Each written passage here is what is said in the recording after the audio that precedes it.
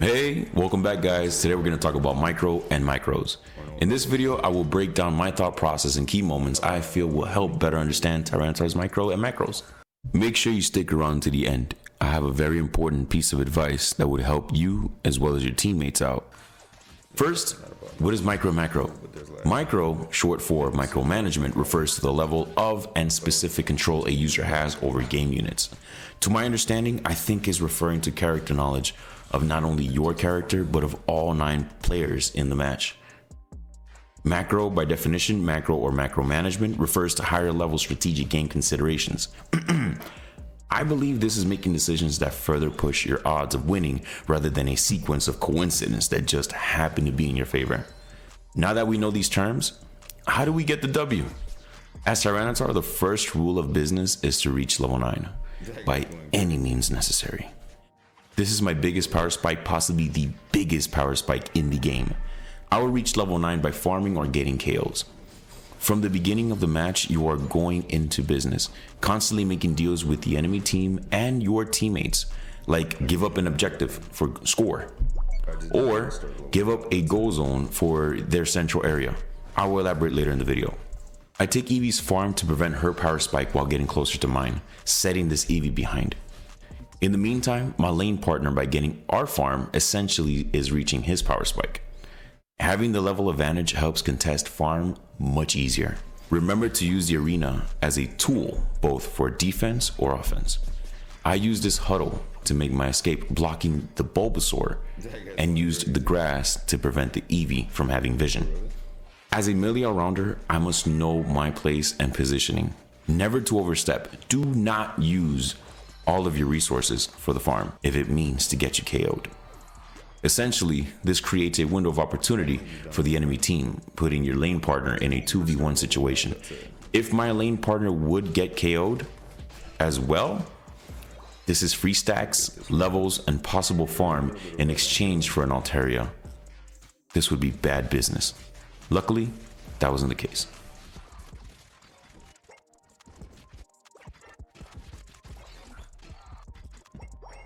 Feel like your enemies. Get a record of their playstyle, then capitalize on their mistakes. Like, for example, this Eevee, overstepping. This is a ranged Pokemon. If this Eevee cuts its range short, this Eevee is well in my range to engage, thus getting the KO. Remember, as an all-rounder, you have great stats to face check bushes to lure out enemy players looking to steal farm or objective. Since I need farm to become Tyranitar, I go back and take this farm. Otherwise, zone for your teammate. Dark Pulse has uses other than getting KOs or secure. It's a great move to present as a threat to discourage enemy players from chasing you. If they ignore this, they will be overstepping, walking to a 2v1 situation.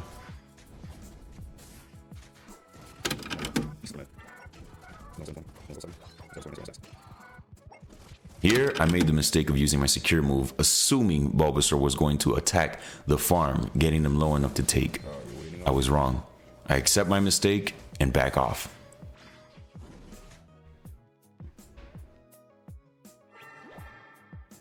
Remember, nothing is ever personal. Overstepping like this for the sake of just cuz is never good. Emotions should never be the drive of your actions.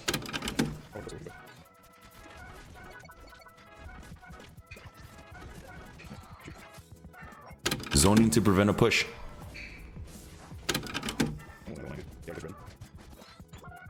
Business proposal. I will give up Regirock for a score of 30.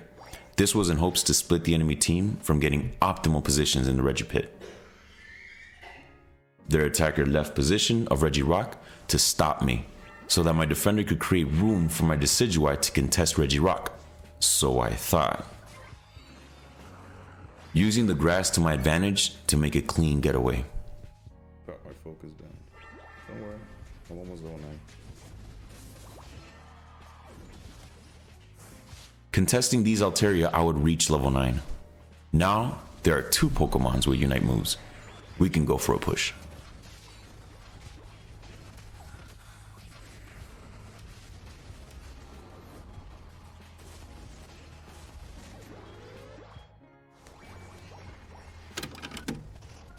This was very ambitious in our part. Never push tier 2 on your own.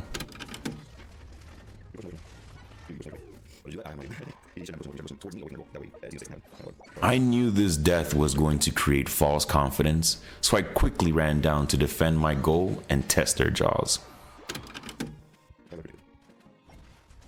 Business proposal. I will threaten bottom tier 2 in exchange for Regieleki. If uncontested, I will also invade.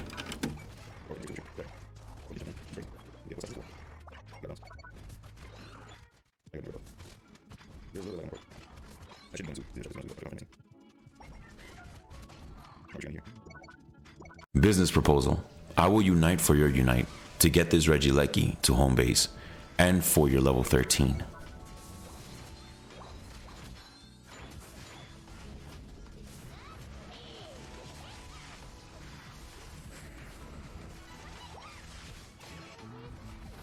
Business proposal. Your Cinderace to get the Regieleki to home base.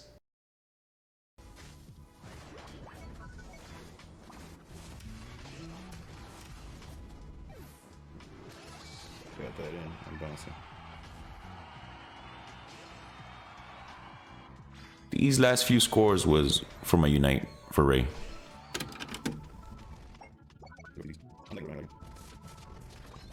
Business proposal. Your Alterias and my Espeons unite for 3 of your teammates and a score.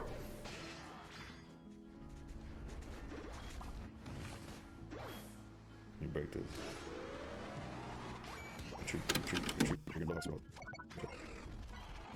Attacker out of position, 4v5.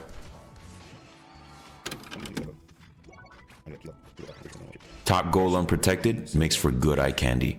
Let's check who takes the bait.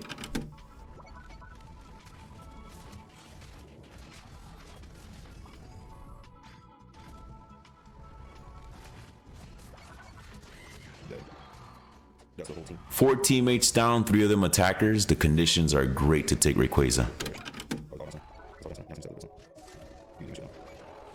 Zoning for my team for easier scores. As promised in the beginning of the video, I had told you I had one very important tip, and is do not stack on top of your teammates. Essentially, if an enemy team player was to land a skill shot, he would be hitting 2 instead of 1. Spread out, make it more difficult for the enemy team player to miss his shots. Just don't make it any easier for them to get 2 KOs if it was totally unnecessary. If you enjoyed the video and would like to see the match, click here. Enjoy. Nice.